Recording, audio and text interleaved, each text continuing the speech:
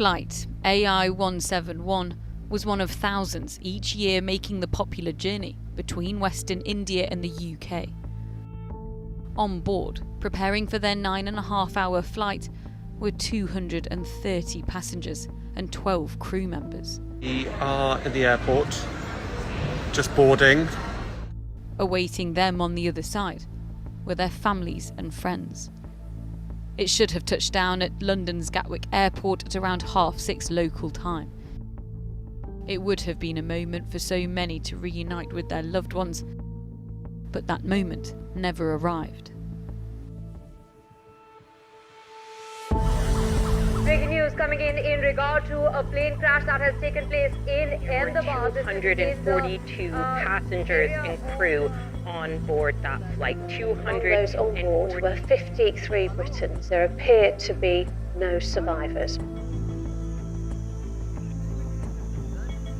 It was the deadliest aviation accident in India this century, sending a nation into shock and mourning and leaving families desperate for answers. As details of the crash emerged, so many here in the UK knew those on board and simply couldn't believe what they were hearing. Here and around the world, our correspondents have seen firsthand the shock, the grief, and the struggle to make sense of this dark day.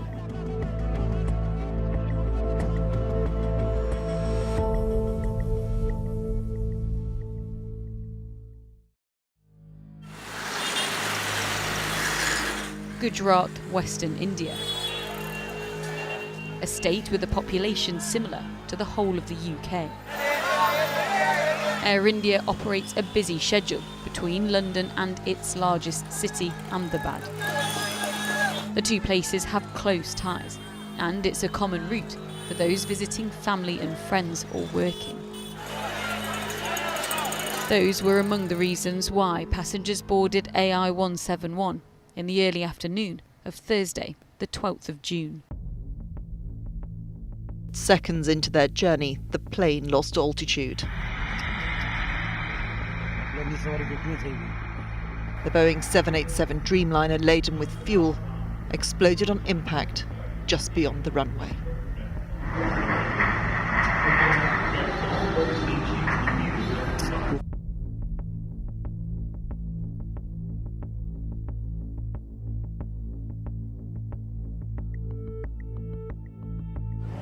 From afar, the smoke pointed to a tragedy of huge magnitude. From close by, the scale of the devastation left little hope that anyone could have survived. The dead, not just those on board, but also those on the ground. I was sitting at home and there was a loud noise. It felt like an earthquake. I came out and saw smoke and the crashed plane. There were bodies everywhere. Amidst the wreckage, the bodies and the reminders of the earlier normality of the flight. Food trolleys, water bottles, the blanket of a traveller. The Indian authorities say at least 290 people were killed. When Flight 171 fell from the sky, it landed on a medical hall of residents. The tail fin embedded in the side of the building. The dining room tells of the rush to escape. The meals abandoned as people ran for their lives, with the plane heading directly for them. This woman's son was in the building at the time. He rang her from the hospital to tell how he leapt from a second-floor window when he realised the plane was seconds from impact. As the Indian, British and Portuguese governments warned to prepare for significant loss of life, families arrived at nearby hospitals to try and find news of those they loved on the plane and on the ground. The British government has now sent teams to India. Our hearts and our thoughts are absolutely with the friends and families of all those affected who are going to be absolutely devastated. Investigators from around the world will now begin their work to establish how the Dreamliner came to crash, as those who mourn face the dreadful new reality of their lives. That such an incident could happen within seconds of taking off mystified aviation experts. This was the first time a plane of this type had ever crashed. As we received more information, we tried to understand what might have happened. The aircraft was a state-of-the-art Boeing Dreamliner with an excellent safety record. The flight was cleared to take off from Ahmedabad Airport 13:39 local time. It climbed to 625 feet, that's just under 200 meters, when disaster struck. A mayday call was received by air traffic control. It's been reported that the captain messaged no thrust, losing power, unable to lift. That hasn't been confirmed, but we do know there was no further communication, and the aircraft crashed just beyond the airport perimeter into a doctor's hostel. So what might have gone wrong? Video of the crash offers crucial clues. Could this be a double engine failure? If so, that would explain the loss of power. One early theory was a bird strike, but there's no smoke from the engines, and such incidents are extraordinarily rare. Experts say that this video shows something else unexpected. You can see the landing gear is still down when it should be up, even at this early point of the flight, to reduce drag and to help raise the aircraft into the sky. And the flaps deployed along the wing to give the aircraft extra lift during takeoff seem to have been retracted, a possible cause of the crash, pilots tell us. It's very, very unusual for something like this to happen. And if in fact the flaps were not in the correct position, that's a pretty clear indication of the reason that it was sinking instead of climbing. Now, of course, then there becomes the issue of why that might be the case. As nearby hospitals became overwhelmed with casualties, the details of the disaster reverberated around the world. For British Indians in the UK, the news cut deep. Almost everyone in this community has made that exact journey, flying to visit family in Gujarat multiple times a year. But it wasn't just shock that rippled through this community. As the news spread here, there was an overwhelming sense of helplessness. And that feeling here in Leicester was echoed in communities across the country. On days like this, it is silent contemplation that speaks the loudest. In prayer, they are remembering those who died and those left grieving. It's been a very somber day. We heard the news coming out of India, and it's very devastating. So people are in a sort of vacuum. And so therefore they look to places like the temple to give them that strength and support.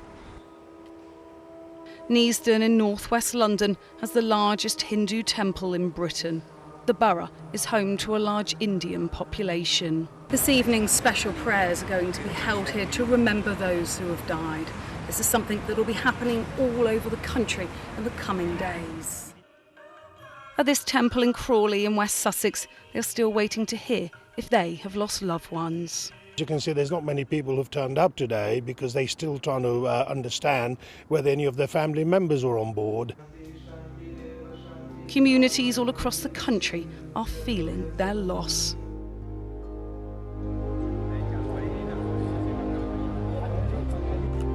Soon it became all too clear who had boarded the flight.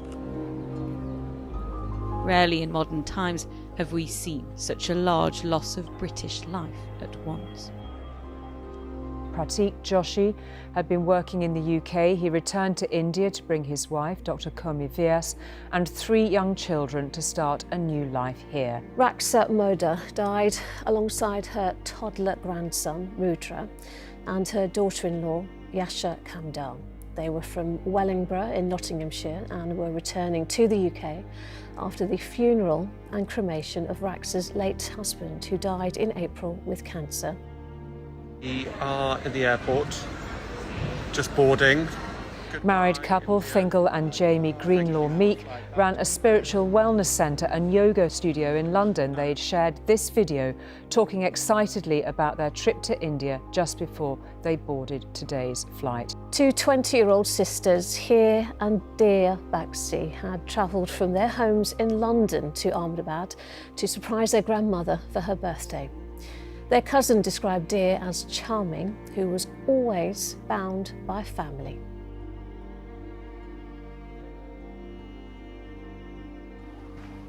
But on a day of horrific loss, one astonishing story started to emerge. It had been assumed for much of the day that there were no survivors. In truth, it was hard to imagine any other outcome. But then... The miracle of passenger 11A, the sole survivor of the Air India crash. An extraordinary moment of hope, a British father who somehow walked away from the wreckage. It was the news everyone wanted to hear, that someone had survived. I visited Vishwash Kumar Ramesh's family who live here in Leicester, and when I spoke to his brother, he told me about this extraordinary escape. But whilst Vishwash's family now had some hope, they were still desperate to hear about their other brother, also on the plane. When the plane crashed, he video called my dad saying, "Oh, the plane's crashed." I'm not sure how I made out of the plane. He was confused and everything. He's like, "I can't see my other brother. I don't see any other passengers or anything." Yeah. And we were just shocked as soon as we heard that. Has he been able to talk to you throughout the day? Yeah, a couple of times he's video called us.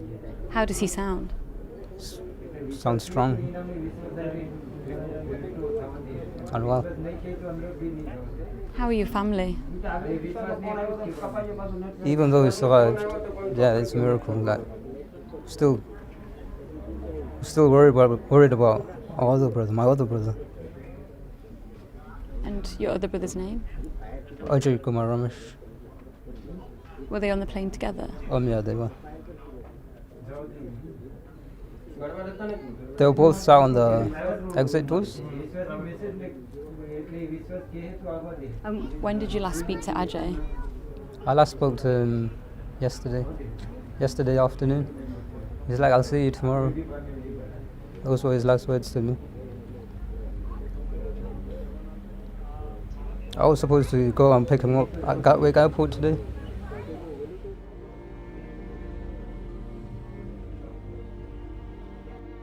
From his hospital bed the next day, after a visit from the Indian Prime Minister Narendra Modi, Vishwash recounted the horror of the crash. Emergency door is broken, my seat is broken, then I see the pace little bit, then I will try to come out. A little bit fire, after me I'm out, then blast. Vishwash's story remains scarcely believable, but it didn't diminish the stark reality that he was the sole survivor.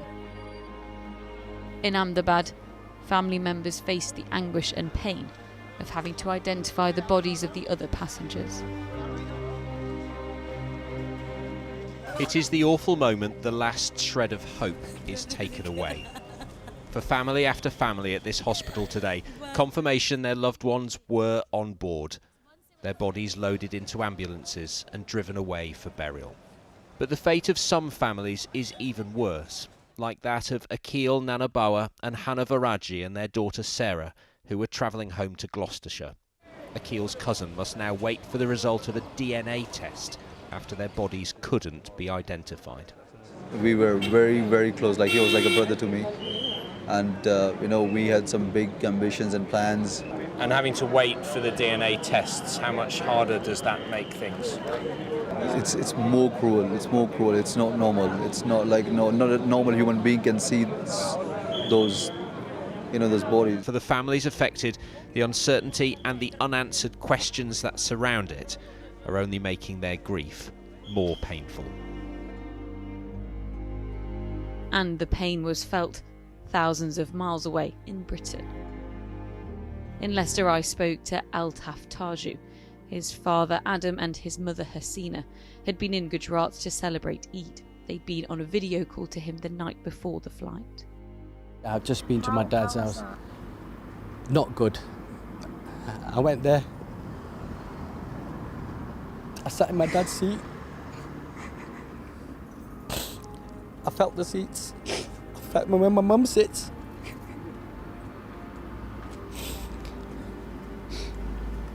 I sit where I've come to. 27-year-old Hardik and his new fiancée Vibhuti, who was 28, were in India planning their wedding and meeting both families. Their friends were on their way to pick them up from the airport. All they could do was turn around and pray. I immediately checked the ticket, and then flight number, and compare with the news which appears the same flight number, and just we can't understand what we do. No one can believe it.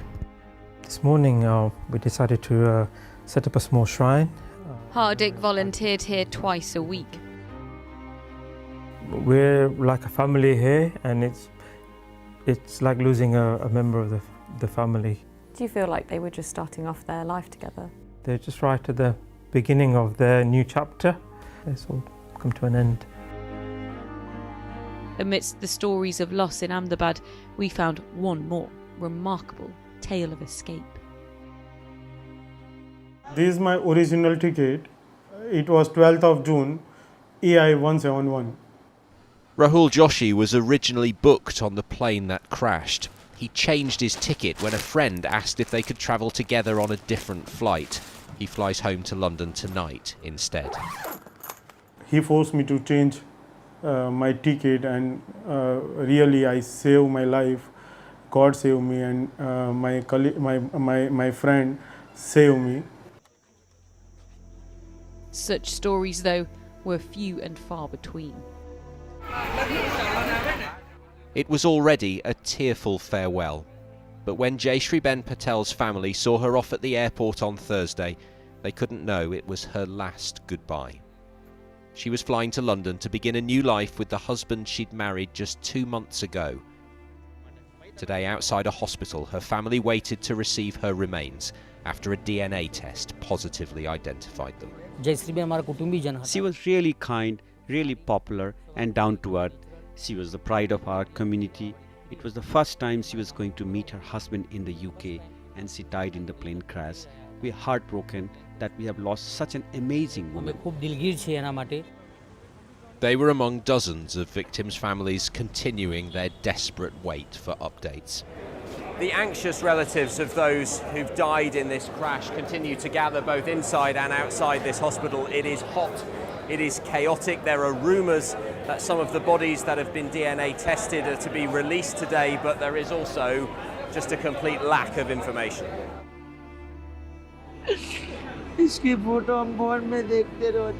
Kalpesh is inconsolable with grief.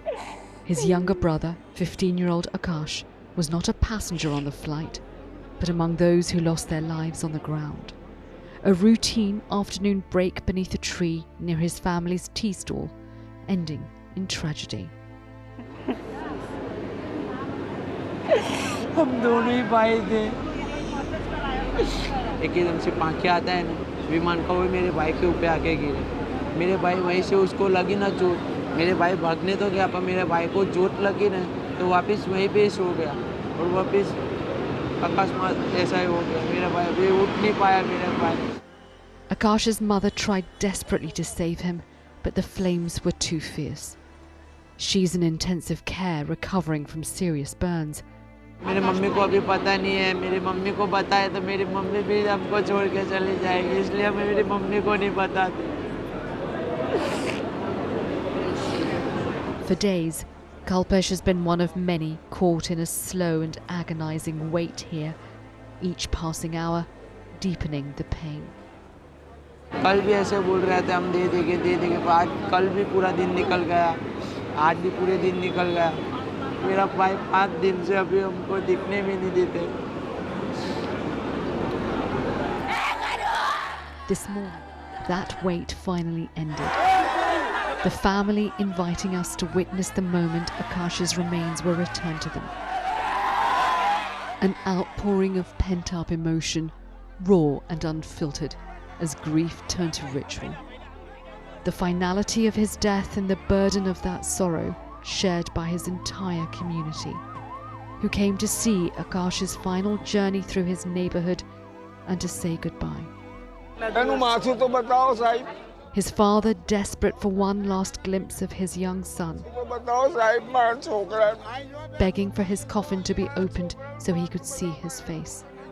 A boy whose life was cut short not in the air but on the ground, in a place he was meant to be safe.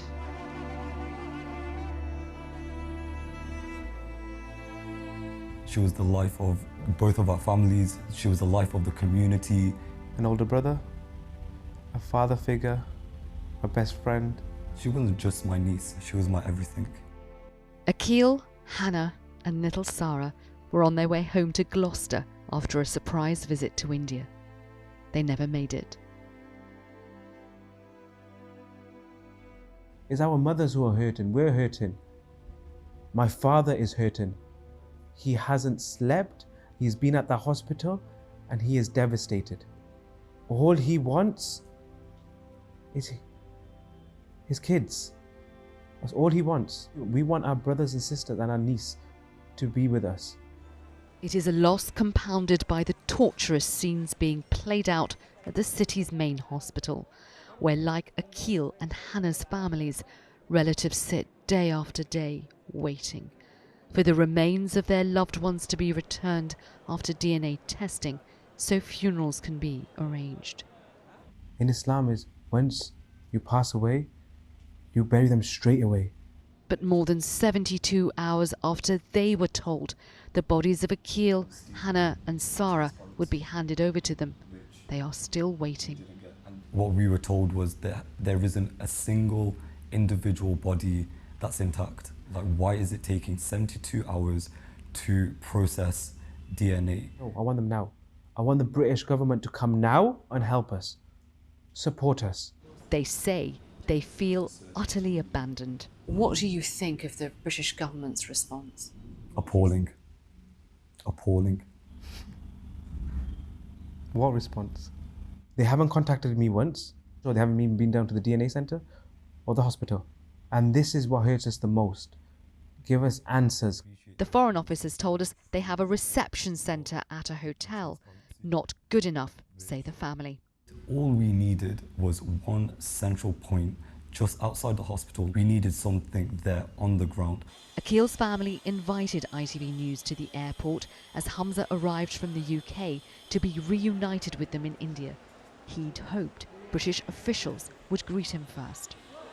Akil, Hannah and Sarah's family say it's now imperative both the British and Indian authorities do more for all the families of the victims.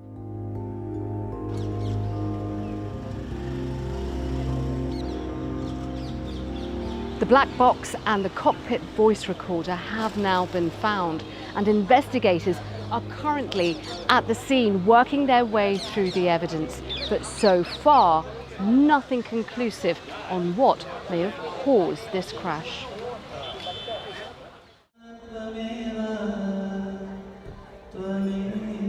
Even if families get the answers they're hoping for, nothing can bring back what they've lost.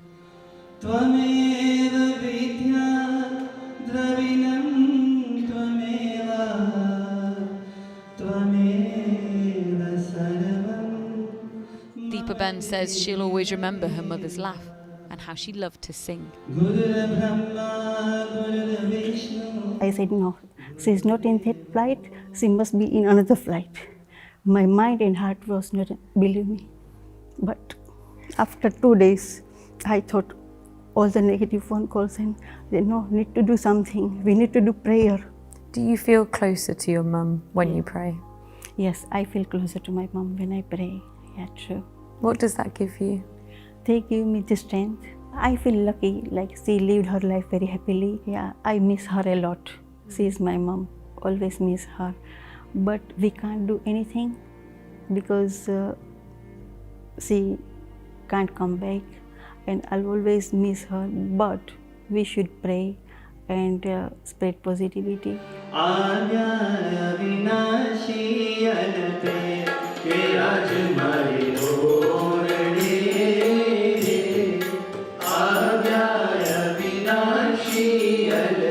I've been in Leicester since the crash, and what's really struck me is the selflessness amid the sorrow. A priest told me that it's important for a community to come together and share joyful memories and have fun, but being together in sadness is what truly matters.